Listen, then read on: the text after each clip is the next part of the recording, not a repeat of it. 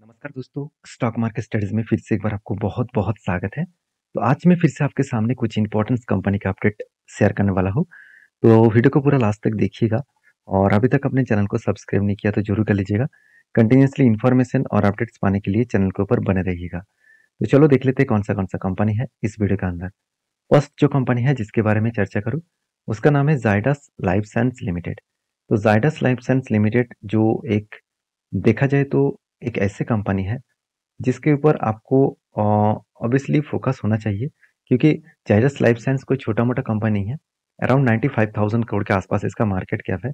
और मज़ेदार बात यही है कि कंपनी इंडिया के फोर्थ लार्जेस्ट फार्मास्यूटिकल्स कंपनी है। तो फार्मास्यूटिकल्स कंपनी के अंदर इस कंपनी का नाम रैंकिंग वाइज 4 नंबर में आते हैं।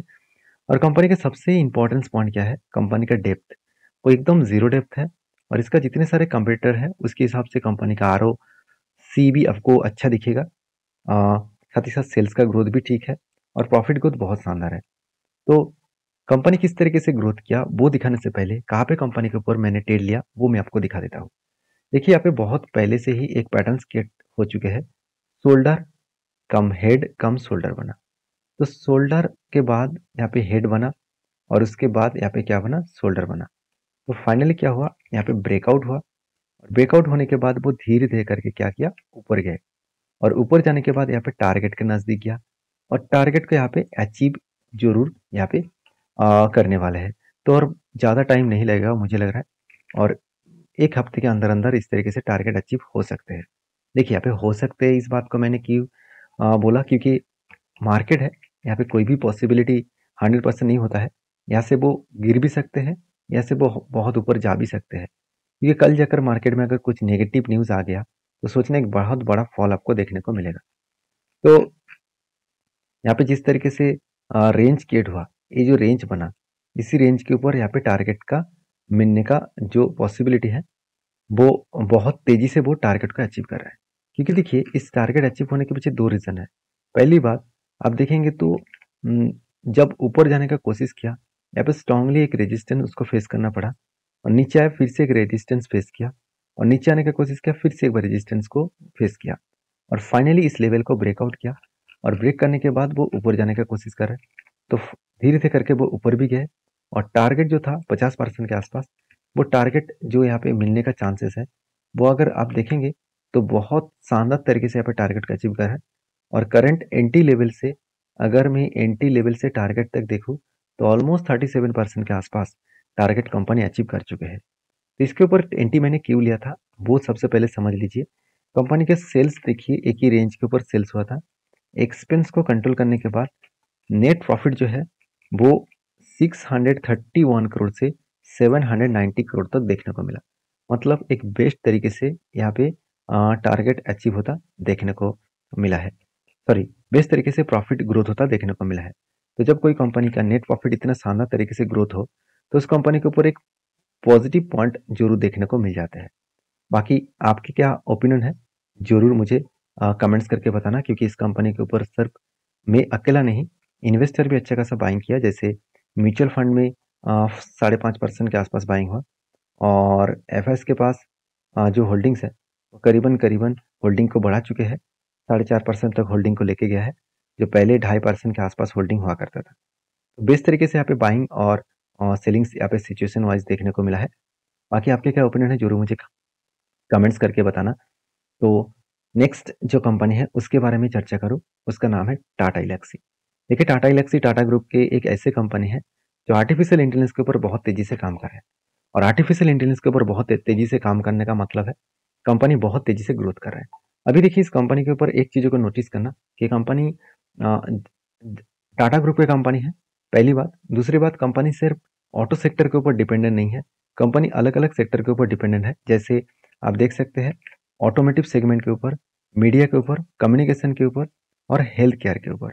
ये सारे अलग अलग सेक्टर के ऊपर कंपनी क्या कर रहा है, यहाँ पे डिपेंडेंट है। तो इसका मतलब एक बेस्ट तरीके से यहाँ पे परफॉर्मेंस होता हुआ देखने को मिले।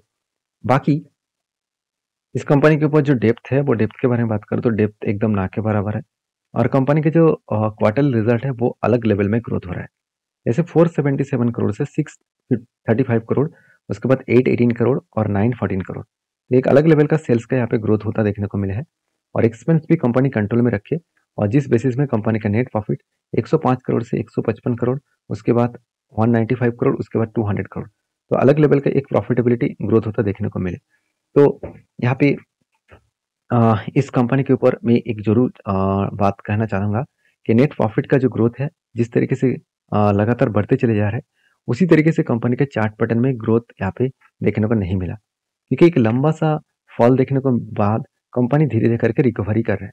तो बहुत सारे लोग मुझे कमेंट्स किया, सर क्या यहाँ से टॉप लेवल तक जा सकते हैं? देखिए, मेरे खुद के इतने सालों के एक्सपीरियंस के हिसाब से बता रहा हूँ कि कोई अच्छे कंपनी अगर टॉप लेवल से अगर 20% से ज़्यादा करेक्शन हुआ, और वहाँ पे इस कंपनी का करेक्शन कितना हुआ 46%, मतलब टॉप लेवल से अगर 50% के आसपास करेक्शन हुआ, तो सोचिएगा वहाँ से वो रिवर्सल करने का कोशिश करेंगे। और रिवर्सल करने का कोशिश करेंगे मतलब है वहाँ से वो यू टर्न लेकर फिर से वापस जाने का कोशिश करेंगे टॉप लेवल तक। तो फाइनली इसके ऊपर मैंने एंट्री लिया था कफ विद हैंड पैटर्न्स का। फाइनली यहाँ पे ब्रेकआउट हुआ, ऊपर भी गया। यहाँ पे जो इसका स्ट्रांगली रेजिस्टेंस था, इसी रेजिस्टेंस को फेस किया। ये रेजिस्टेंस कम सप्लाई जोन भी था, रेजिस्टेंस कम सप्लाई जोन था, क्योंकि यहाँ से बिग क्रैश हुआ था। इस रेजिस्टेंस कम सप्लाई जोन से जब क्रैश हुआ, तब क्या हुआ, यहाँ से कंपनी क्या किया, ऊपर जाने का कोशिश कर रहा था, ऊपर नहीं जा पाए, इसको रिटेस्ट किया, नीचे भी आए, उसके बाद धीरे धीरे करके ऊपर जाने का वो कोशिश करेंगे। तो ऊपर अगर गए तो सोचिए एंट्री लेवल से अगर टॉप लेवल तक गए तो 28% के आसपास टारगेट मिलने का चांसेस है। बाकी इस कंपनी के ऊपर आपके क्या ओपिनियन है जरूर कमेंट्स करके बताना, क्योंकि जिस तरीके से यहाँ पे पैटर्न स्केड हुआ, तो उसको आज नहीं तो कल उसको टारगेट देना पड़ेगा। हाँ, टाइम थोड़ा सा लग सकते हैं, तो अगर टाइम भी लगे और 1 साल भी लगे तो कोई बात नहीं, क्योंकि 28% के आसपास रिटर्न 1 साल में मिलना इतना खराब ही नहीं है, मेरे हिसाब से ठीक ठाक ही है। तो बाकी आपके क्या ओपिनियन है जरूर कमेंट्स करके बताना। नेक्स्ट जो कंपनी है उसके बारे में चर्चा करो, उसका नाम है IRFC, सॉरी हाँ IRFC मतलब इंडियन रेलवे फाइनेंस कंपनी। तो इंडियन रेलवे फाइनेंस कंपनी जो एक इंडिया के सबसे बड़े फाइनेंस कंपनी है, और जो 100% मार्केट से पैसा उठा पा, मतलब जितने पैसे वो लोन के हिसाब से कस्टमर को देते हैं, वो 100% मार्केट से वो उठा भी पा रहे हैं। एक बहुत बेस्ट मतलब परसेंटेज आपको, बहुत बेस्ट ग्रोथ आपको देखने को मिला। बाकी इस कंपनी की अगर सिचुएशन के बारे में बात करूँ तो क्वार्टर रिजल्ट जहाँ पे सेल्स लगातार बढ़ता हुआ देखने को मिले, तो अलग लेवल का एक सेल्स यहाँ पे देखने को मिले। तो 3,900 करोड़ से 5,000, उसके बाद 6,200 करोड़, उसके बाद 6,700 करोड़। तो एक अलग लेवल का सेल्स का ग्रोथ देखने को मिला है।